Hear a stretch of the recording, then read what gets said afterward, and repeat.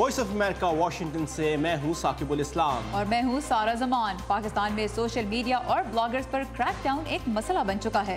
امریکہ میں بلاگرز کے کیا حقوق اور فرائض ہیں، اس پر ہم بات کریں گے آج کے شو میں۔ اس کے علاوہ بھی پروگرام میں بہت کچھ شامل ہے۔ تو شروع کرتے ہیں ویو 360۔ طاہا صدیقی اپنے ڈرائنگ روم میں اپنے بیٹے کے ساتھ بیٹھے ہوئے تھے جب انہیں ایک فون آیا۔ فون کرنے والے نے خود کو کاؤنٹر ٹیررزم ڈپارٹمنٹ کا اہلکار بتایا اور طاہا کو فوراً بنگلہ دیشی شاعر اور ادیب کی اور سلیکان ویلی کی ایک یونیورسٹی جو سکھاتی ہے منفرد سوچ۔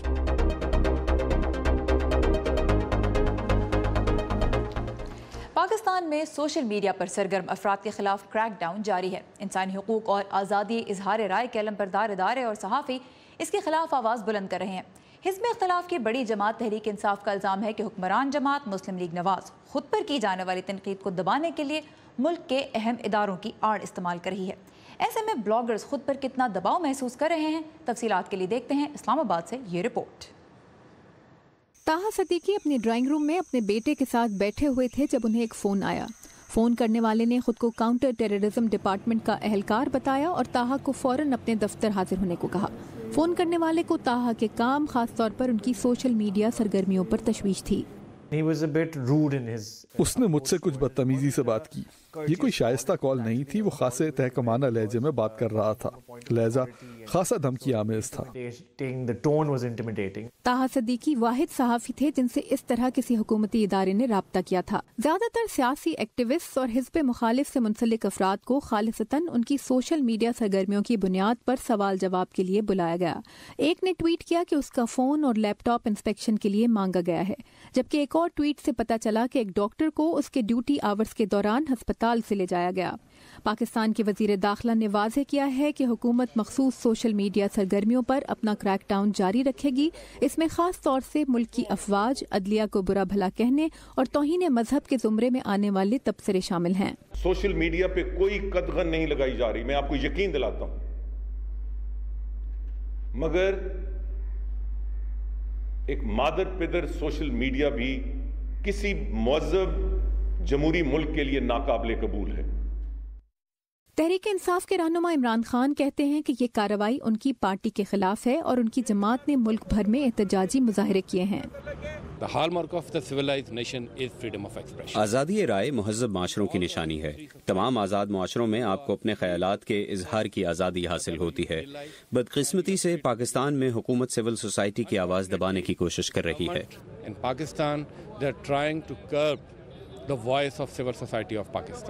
حالیہ کریک ڈاؤن نے ان 5 بلاگرز کی یاد تازہ کر دی ہے جو اس سال کے آغاز میں کچھ ہفتوں کے لیے لاپتہ ہو گئے تھے، اور ان کی گمشدگیوں کے لیے کئی حلقوں نے ملک کے بعض اداروں کو ذمہ دار ٹھہرایا تھا۔ پاکستان بھر میں بڑے پیمانے پر ہونے والے احتجاج کے بعد یہ بلاگرز واپس تو آ گئے تھے، لیکن وہ اپنے اوپر گزرنے والے حالات پر بات کرنے سے خوفزدہ تھے۔ ان میں سے زیادہ تر نے اس کے فوری بعد اپنے خاندانوں کے ساتھ پاکستان بھی چھوڑ دیا تھا۔ ان میں سے کم از کم ایک نے وائس آف امریکہ سے بات کرتے ہوئے ایک حکومتی ادارے کو اپنی گمشدگی کا ذمہ دار قرار دیا تھا۔ طاہا صدیقی کہتے ہیں کہ چونکہ انہیں سرکاری طور پر اپروچ کیا گیا تھا، لہٰذا انہوں نے عدالت میں شکایت درج کرائی ہے، اور جج نے متعلقہ حکومتی ادارے کو حکم دیا ہے کہ وہ انہیں ہراساں کرنا بند کرے اور عدالت کے سامنے اپنے اقدامات کی وضاحت کرے۔ اور سوشل میڈیا پر حدود کا تعین کیسے کیا جائے، یہ سب سوال رکھا ہم نے آپ سب کے سامنے ہمارے سوشل میڈیا پلیٹ فارمز پر۔ ہمارے فیس بک پیج پر ارشد عباسی نے کہا کہ میرے خیال سے سوشل میڈیا پبلک پراپرٹی ہے، ہر شخص کو اسے احتیاط سے اور لوگوں کی بہتری کے لیے استعمال کرنا چاہیے۔ جبکہ ٹویٹر پر جویریہ صدیق کا کہنا تھا کہ ہر شخص اپنے لیے خود حدود متعین کر سکتا ہے، ٹویٹ کرتے وقت دیکھا جائے کہ اس کے الفاظ کسی شخص، مذہب، ادارے یا معاشرتی نظام کی تضحیق تو نہیں کر رہے۔ اور سارا بہت سے لوگ آج کل کے زمانے میں سوشل میڈیا پر پابندیوں کو غیر قانونی اور جمہوری سمجھتے ہیں، لیکن وہ بھی ہے جن کے خیال میں سوشل میڈیا کو بھی کچھ اصولوں کو پابند ہونا چاہیے۔ رائٹ، تو امریکہ جیسے ملک میں جہاں اظہار کی آزادی کا حق آئین میں محفوظ ہے، بلاگرز اور حکومت کی کیا ذمہ داریاں ہیں، کیا حقوق سمجھے جاتے ہیں، اسی پر ہم کچھ بات کرتے ہیں۔ اور اس ٹاپک پہ اس وقت ہمارے ساتھ بذریعہ اسکائپ جو ایکسپرٹ جوائن کر رہی ہیں وہ ہے یونیورسٹی آف میزوری کے اسکول آف جرنلزم کی professor Barbara Cochran. Professor Cochran, welcome to View 360۔ Bloggers in many cases are not professional journalists. So what rights and protections do they have in America? Well, they have the same freedom of speech that any American has, freedom of expression and the ability to express their opinions. They, of course, are subject to laws that, regarding defamation. That is, if they were to say something derogatory about another individual, that might lead to some kind of legal action. But otherwise, they're free to write what they want to. So bloggers America में उन्हीं वही सहूलतें कह लीजिए कि enjoy करते हैं, वही फ्रीडम एंजॉय करते हैं जो कि आम अमरीकी करते हैं, क्योंकि अमरीकी आइन में आज़ादी इज़हार राय का हक़ हमेशा के लिए महफूज किया गया है। लेकिन डेफेमेशन यानी किसी की तौहीन या तज़हीक से मुताल्लिक जो क़वानीन है यहाँ पे वो ब्लॉगर्स पर भी अप्लाई होते हैं। So professor कॉकरन, if an institution feels or if a person feels in America that they're being targeted unfairly on social media by someone, what course of action do they generally take in America? Well, usually they might try to contact the person directly and say, stop saying this about me. They might complain to the service provider. For example, people who have been insulted on Twitter have gone to Twitter and asked that those insults be taken down. All right.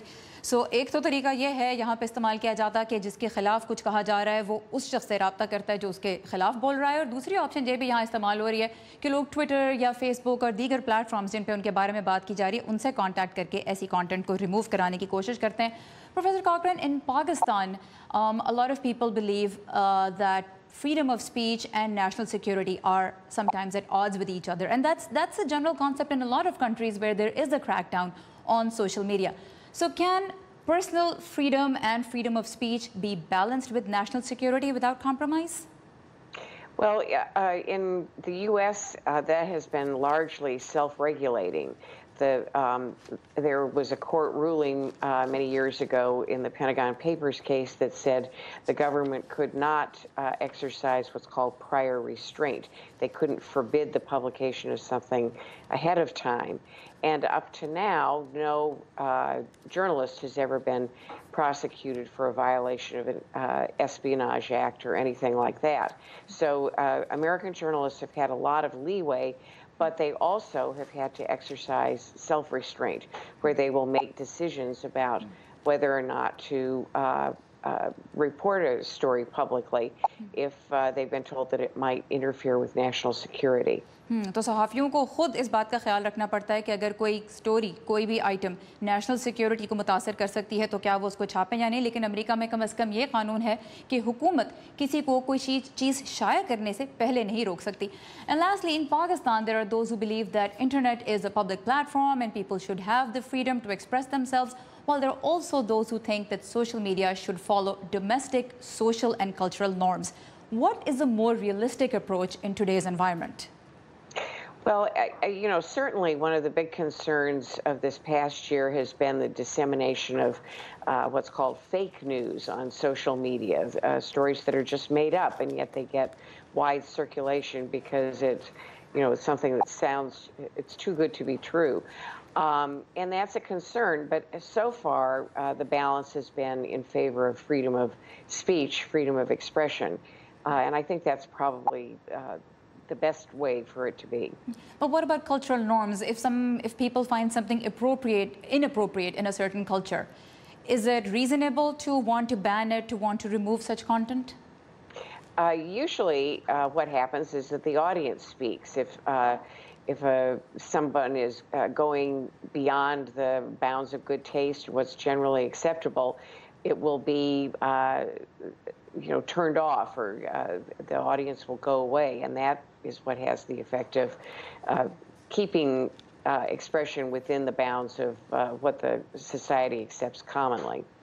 तो जहाँ तक social और cultural अक़दार की बात है तो उसको तो फॉलो कह लीजिए कि प्रोफेसर कॉकरन भी कह रही हैं कि बहुत हद तक करना ही पड़ता है, और अमेरिका में आजकल चूँकि फ़ेक न्यूज़ एक बहुत बड़ा मसला बनी हुई है, इसलिए उस लिहाज से भी इंटरनेट पे जो कह लीजिए कि मवाद शाया हो रहा है उसको गौर से देखा जा रहा है और उसको डबल चेक करने की भी ज़रूरत मज़ीद महसूस की जा रही है। Professor कॉकरन, thank you very much for your time and for your insight. Thank you. और दुनिया भर से ताज़ा तरीन खबरों, मुनफरिद फीचर्स और वीडियोस के लिए आइए हमारी वेबसाइट urduvoa.com पर, जहां आज आप पाकिस्तानियों के लिए अमरीकी वीज़ों में 40% कमी और भारतीय शहरियों के लिए 28% इजाफे से मुताल्लिक एक रिपोर्ट पढ़ सकते हैं। اور اب دیکھتے ہیں ورلڈ ویو، جس میں ہم آپ کے لیے لے کے آتے ہیں دنیا بھر سے کچھ اہم اور دلچسپ واقعات کی جھلکیاں۔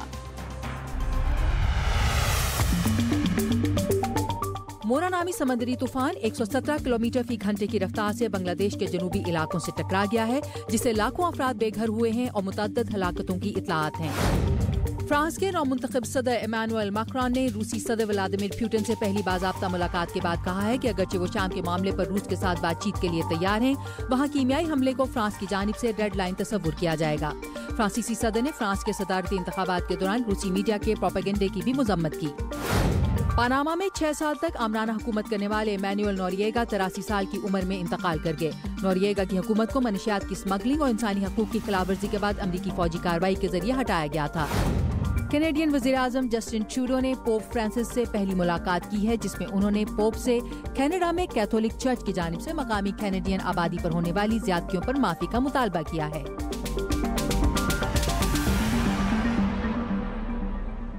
اور سوشل میڈیا پر اسی گفتگو کو آگے بڑھاتے ہیں کہ انٹرنیٹ پر کسی کو کیا کہنے کا حق ہے۔ اس پر سوالات صرف پاکستان میں ہی نہیں اٹھ رہے، بنگلہ دیش میں بھی پچھلے کچھ برسوں کے دوران بلاگرز کو قتل کیا گیا ہے۔ ایسے بلاگرز کے ناموں کی لسٹیں جاری ہوئی ہیں جن کے قتل پر عوام کو اکسایا گیا۔ آئیے ملتے ہیں جلا وطن بنگلہ دیشی ادیب اور شاعر توہن داس سے، جو اب امریکہ میں رہتے ہیں اور اظہار رائے کی آزادی کے فروغ کے لیے کام کر رہے ہیں۔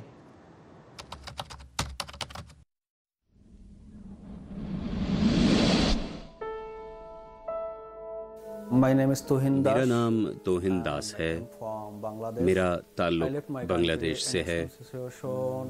میں نے اپنا ملک انتہائی مجبور ہو کر چھوڑا ہے۔ میرے یہاں آنے کی وجہ صرف سیکیورٹی نہیں بلکہ آزادیاں بھی ہیں، اظہار رائے کی آزادی، لکھنے کی آزادی اور جینے کی آزادی۔ میرے ملک میں بہت کچھ غلط ہو رہا ہے۔ انتہا پسند اب تک 16 ادیبوں کا قتل کر چکے ہیں۔ اسی لیے میں اب بنگلہ دیش کے معاشرتی ڈھانچے پر ایک ناول لکھ رہا ہوں۔ بنیادی طور پر یہ میرے ملک کی اسلامائزیشن کے بارے میں ہے۔ میرا خیال ہے کہ یہ ایک خطرناک موضوع ہے۔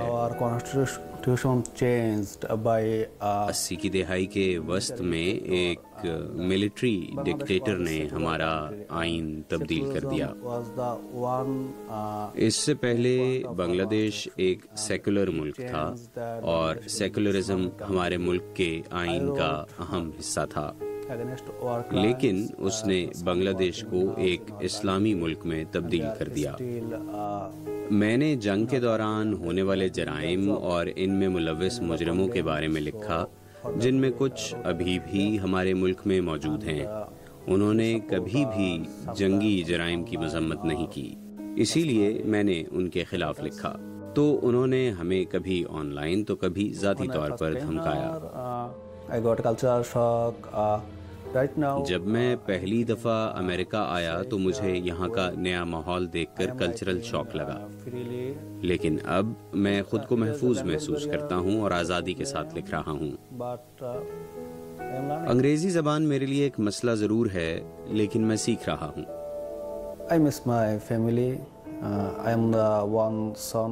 میں اپنے خاندان کی کمی محسوس کرتا ہوں۔ میں اپنے والدین کا اکلوتا بیٹا ہوں۔ میرے گھر میں میرے والدین ہیں اور ایک بھانجا ہے جو میرے ساتھ اس وقت سے رہ رہا تھا جب وہ صرف 2 سال کا تھا۔ After coming here, I joined Greater Pittsburgh Literary Society. I learned from them. یہاں آنے کے بعد میں نے greater Pittsburgh literary society join کی اور انگریزی زبان اور امریکی کلچر کے بارے میں سیکھا۔ میں نے اپنے ملک میں ماسٹرز کی ڈگری حاصل کی ہے اور انگریزی بھی سیکھی ہے، لیکن میرا تلفظ مختلف ہے۔ یہاں رہتے ہوئے میں ہر روز کچھ نیا سیکھ رہا ہوں۔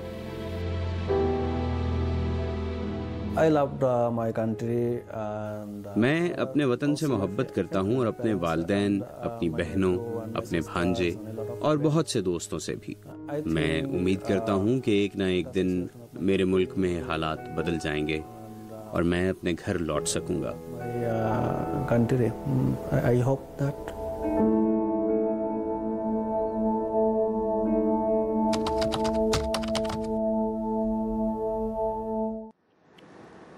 اب ہمارا ہفتہ وار ایجوکیشن سیگمنٹ، جس میں آج ہم جا رہے ہیں امریکی ریاست کیلیفورنیا کی سلیکان ویلی، جو ایسی ٹیک کمپنیز کے لیے جانی جاتی ہے جن کی پروڈکٹس نے دنیا بھر میں ہی لوگوں کا رہن سہن بدل کے رکھ دیا ہے، جیسے گوگل، فیس بک، ایپل، اوبر وغیرہ۔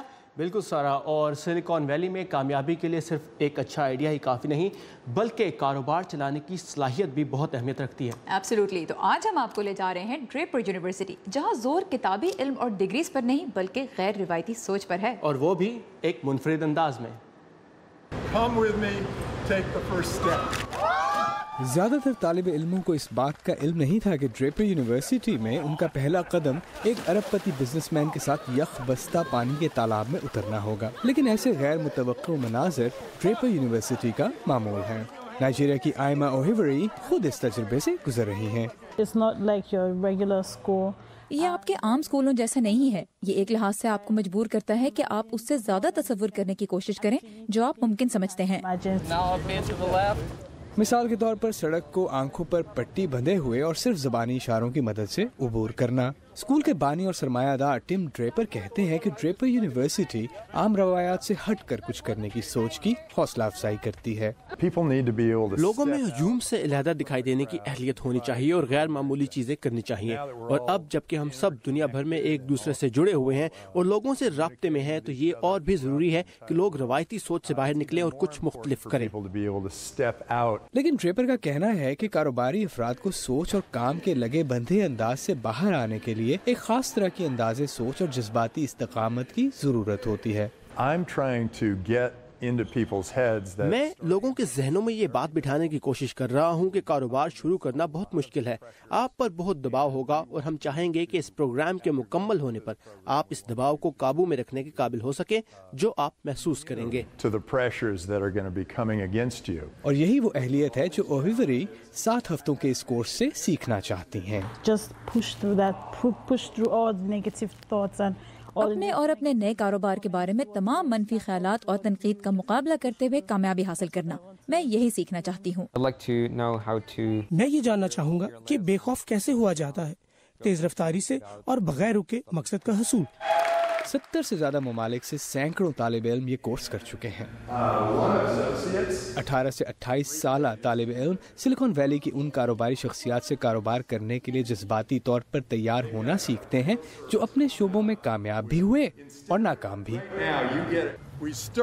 اس کے علاوہ چند غیر معمولی ٹریننگ کے تجربے سے بھی گزرتے ہیں، جیسے کہ یہ والی بال گیم جس میں قوانین بدلتے رہتے ہیں۔ مختلف چیزیں ہونا شروع ہو جاتی ہیں جس سے ان کے ذہن کھلنا شروع ہو جاتے ہیں اور وہ ایسے سوچنا شروع کر دیتے ہیں جیسے سب کچھ ممکن ہو۔ اسکول کی انفرادیت کے عین مطابق یہ طلباء گریجویٹس سپر ہیروز بن جاتے ہیں۔ گریجویشن کے وقت انہیں ایک کوٹ اور ماسک ملتا ہے جب وہ کاروباری شخصیات کے روپ میں دنیا کو اپنی منفرد سوچ سے بدلنے نکلتے ہیں۔ الزبتھ لی کے ساتھ امان اظہر، اردو VOA۔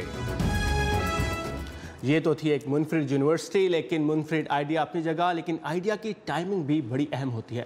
اب فجٹ اسپنرز کو ہی لیجئے، جیسے آج کل دنیا کے بہت سے ملکوں میں بچے فجٹ اسپنرز کے دیوانے ہوئے ہوئے۔ بالکل، 90 ارب ڈالر کی کھلونے کی انڈسٹری کو گھما کے رکھ دیا ہے ان اسپنرز نے۔ اور حالانکہ اس کا پہلا ماڈل 1993 میں ایک امریکی خاتون کیتھرین ہیٹنگر نے اسے پیش کیا تھا، اور اس کا مقصد تھا کہ بچوں کو فوکس کرنے میں مدد دی جائے۔ لیکن کھلونے بنانے والی کمپنیز نے تو اس وقت ان پر فوکس کرنے سے انکار کر دیا، لیکن جب 2005 میں کیتھرین کے پیٹنٹ کی مدت ختم ہوئی تو اس کے بعد سے بہت سی چھوٹی بڑی کمپنیز فجٹ اسپنرز بنا رہی ہیں۔